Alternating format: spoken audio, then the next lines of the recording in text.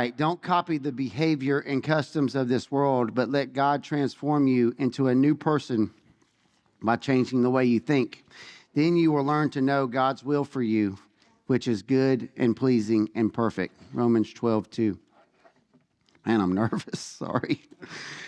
Hey, family, my name is Jeremy. I'm a grateful follower of Jesus Christ, and I walked in to celebrate recovery because of my alcohol and drug addiction, and I'm staying because of my character defects.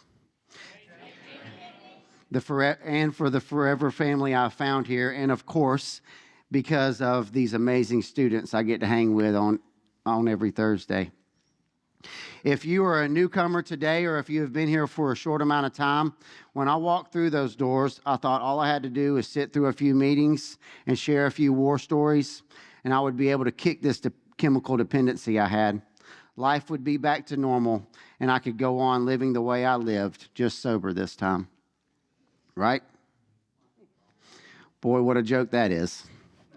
What I learned real quick was that the chemical addiction that I had was just a side effect, a form of coping that I had picked up over the years to hide or deal with the real problems in my life, my character defects.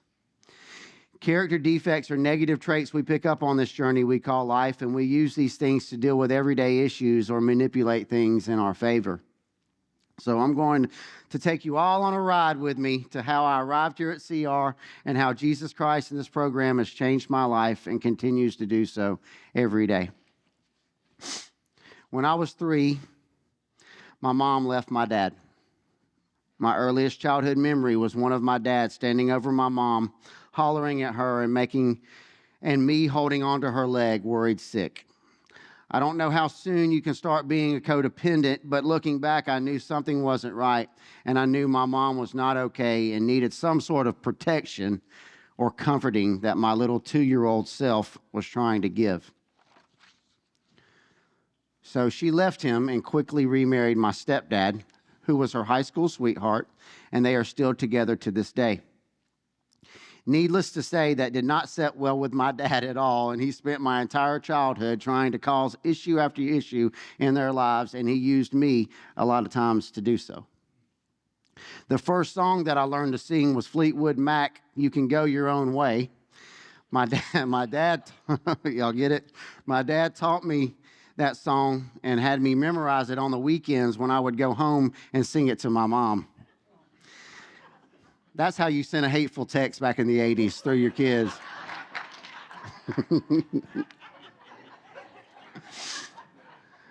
My dad was a controlling, functioning alcoholic, but no matter what he did, he still hung the moon in my eyes. Even when I didn't get that clutch hit in Little League Baseball, he made me feel so small and defeated because he was a winner, and I was required to be one too. I still thought he could do no wrong. I spent my whole childhood trying to make him proud of me, only to fall just this short, time and time again. My mom would spend so much time telling me that I was perfect just the way I was, but my idol was telling me differently. I didn't believe my mom. I only believed what he said I was. Other than that, I had a pretty normal childhood. Played sports, did well in school, went to church with my Nana, and learned about Jesus in Sunday school.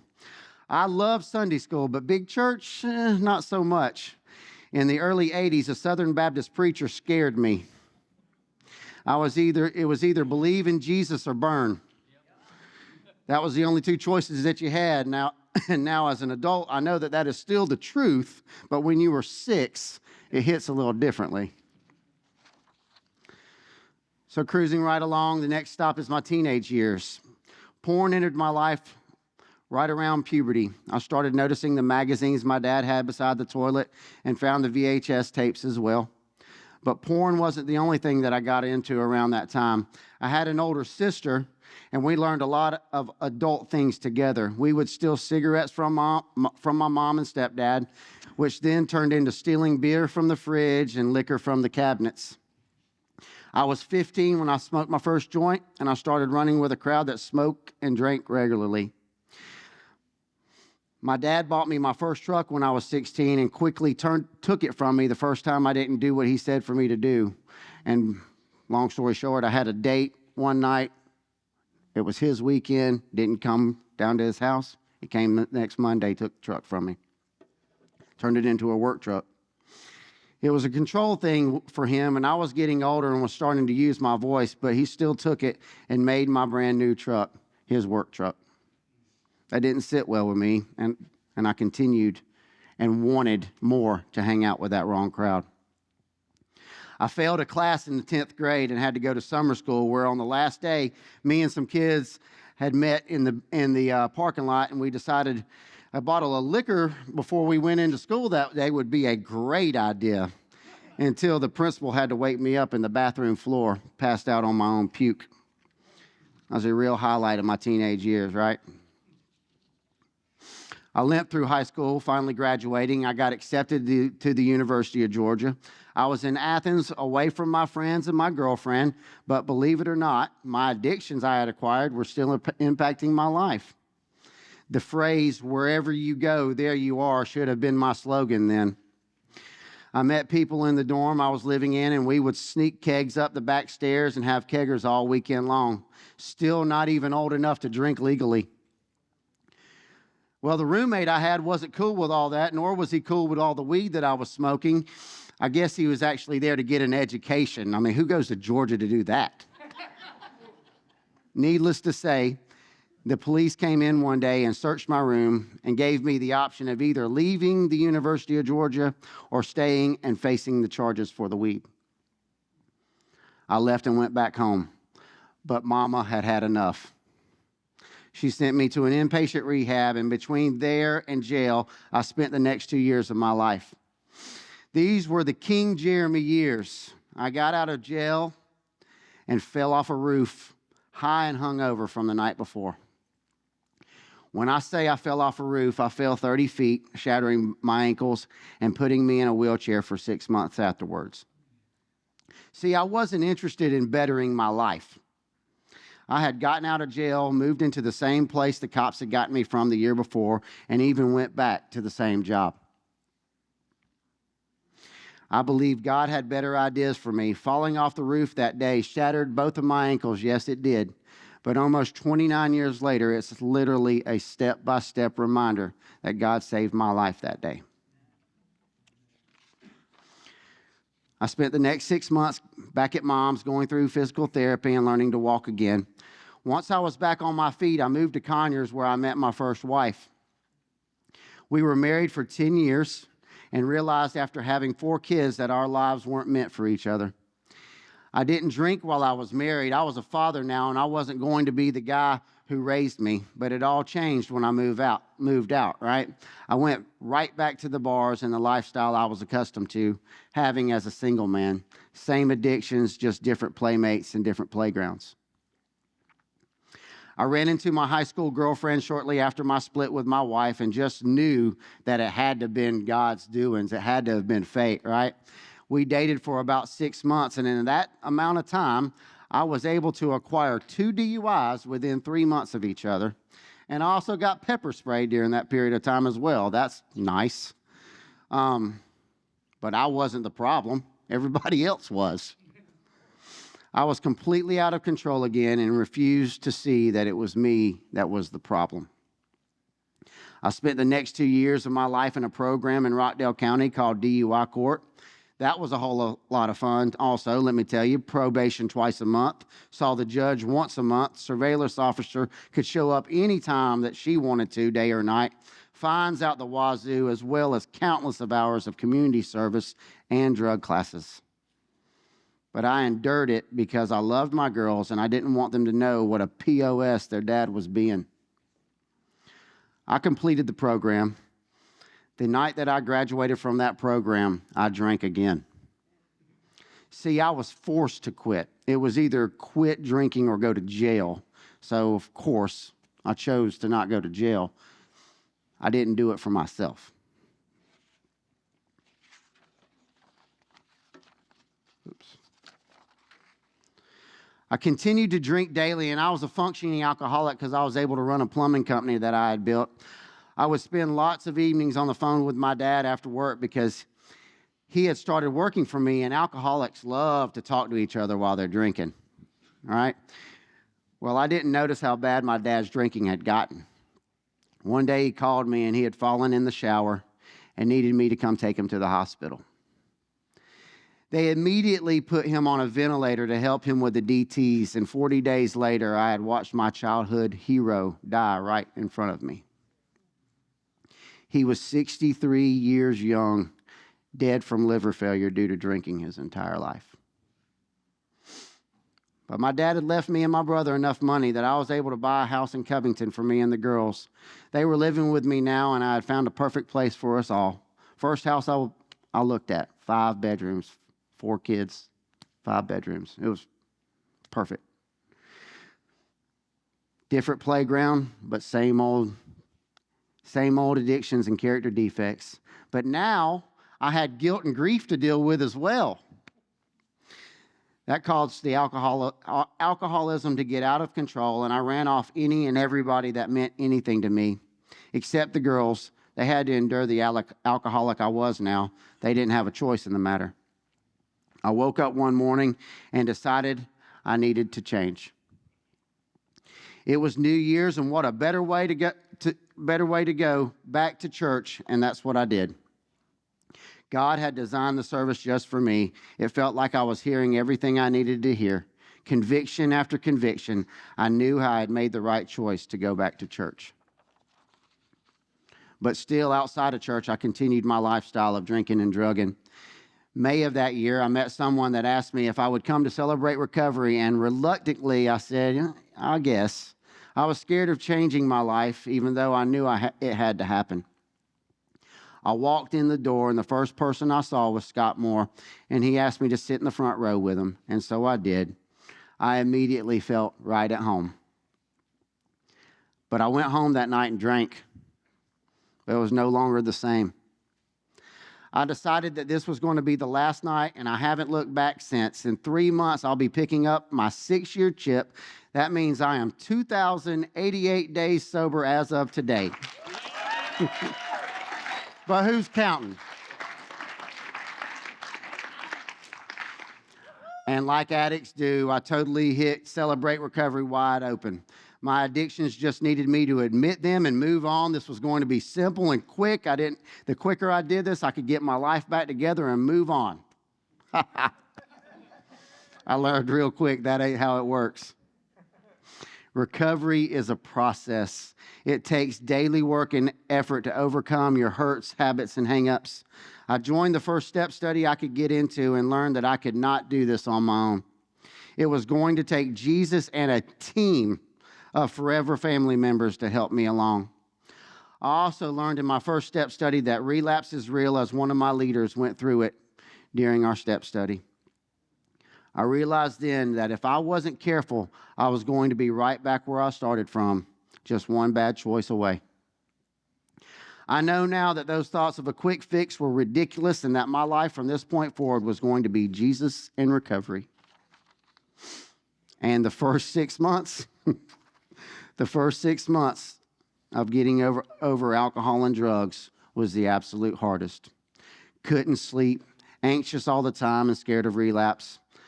I was having to sit with what I was feeling, and I was not able to medicate those feelings anymore. It was so hard to do, and there were many times in those first few months I questioned what am I doing? I mean, I quit it all at one time, y'all. Alcohol, cigarettes, weed, Xanax, all at once. Go big or go home, right? It was hard, but I knew the life I would live without Celebrate Recovery would be even harder.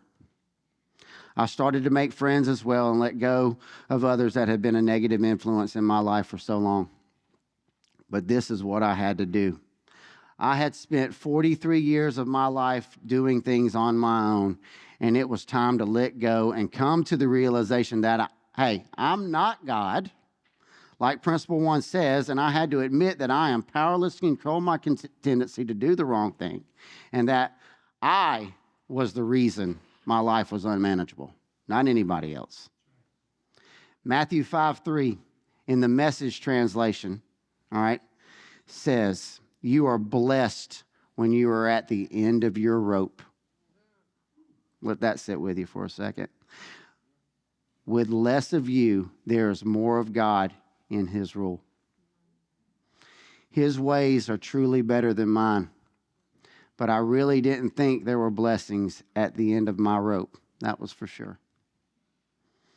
As time went on and I continued to come back Thursday after Thursday, I found all kinds of ways to serve. It started with the baskets here in large group, then the diner, pre-COVID, of course, co-leading the Kim group open share. I was getting a taste for the first time in my life of doing for others and not expecting anything in return, and it felt awesome. In one short year, I'd come from the depths of alcohol and drug hell to a leader in Christ-centered recovery group. How amazing is our God, y'all? And that friend that got me here, we've been married and going strong now for over 5 years.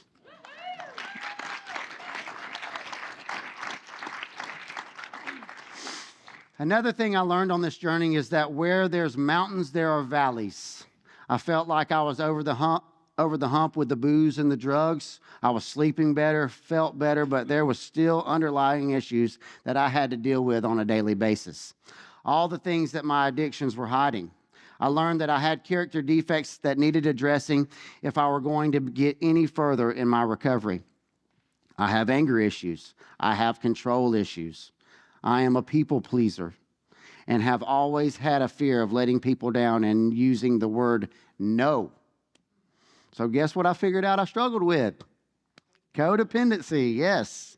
This was the root of my issues, and the cool thing is that now I recognize when I am being that way. So there was a step study coming up, and the leadership had asked me if I wanted to co-lead one with my new friend, Alan. I was honored to be asked to do this, and I'm sure there was a part of me that took this on codependently, not wanting to tell the team no, but hey, I'm glad that I did it. See, when I did my first step study, I was all over the place, trying to touch on every single thing I thought I'd gotten myself into to where I was. But this time, I knew what my character defect was, and I was going at it head on. I wanted to know more about it and where it came from in my life. I found out that most of it I had learned watching and listening to my dad as I grew up.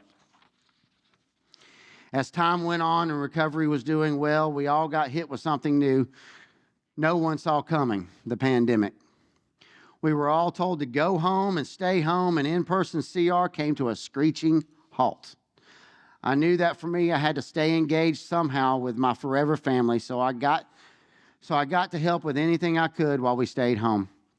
CR lifted the rules on online groups, and I was able to lead a Monday Zoom open share that is still going strong today. We actually started our 5th year of that group. Well, we had to stay home for what felt like forever, and during that time, my wife and Allie and I felt like the Lord was leading us to step into the team ministry here at Celebrate Recovery. We had no idea what, when, or how we were going to do this. We just knew God had called us, and we were going to give it all we got. We relaunched the landing in January of 2021. We had 2 leaders, ourselves, and 2 students. CRs all over had been hurt by the pandemic, and ours was no exception. Our numbers stayed like that for a while. We would have 4 one night, and other nights we wouldn't have any. Needless to say, it was very discouraging at times.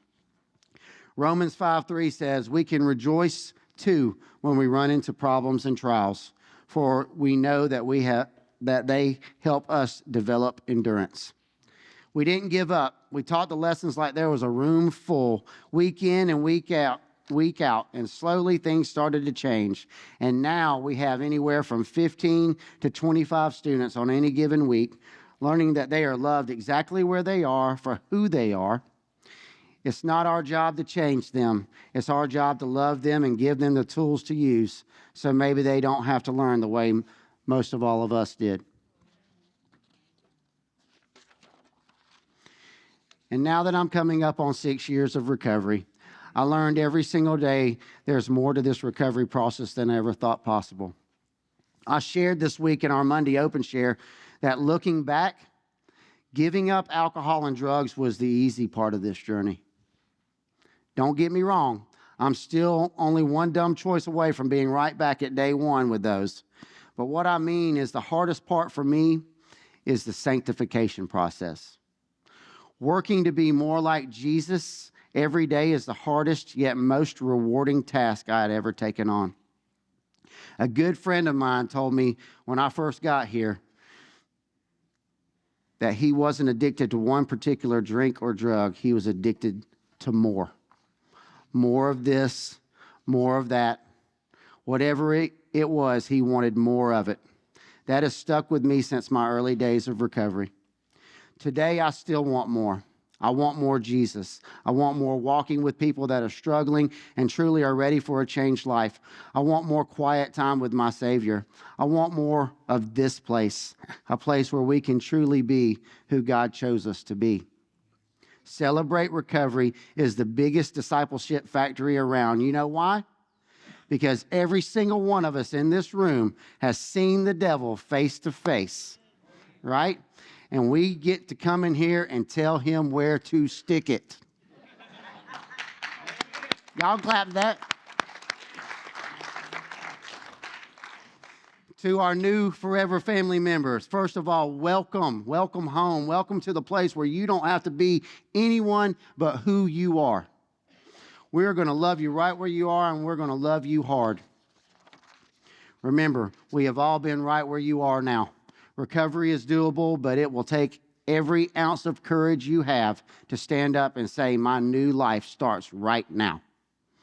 Keep coming back even when it hurts to get out of the bed. Keep working it even when the naysayers tell you that it ain't possible. God says differently. Philippians 4:13 says, for I can do everything through Christ who gives me strength. I used to say God has never and will never put anything on you he thinks you cannot handle. But I have learned that that phrase is actually false. God will put on us what we cannot handle, just so we have to rely on him. You are here. God has already won the first battle for you. Keep fighting, because even though it's hard and there are many times you feel like giving up, the reward on the other side of this is so worth it. Keep in mind, y'all, I can't stress enough, recovery is a process. The second you start thinking you got this and you stop using God's power, the devil will take over. The relapse process has already started and you're headed back to step one. The key is to recognize it. Humble yourself and reach out to your team and sponsor. I never saw this change in my life coming, but I wouldn't trade my recovery for anything. I love the person I am today. To God be all the glory. Thank you, Jesus, for giving me a new life. And thank you, Celebrate Recovery, for being the vehicle you used. Thanks for letting me share.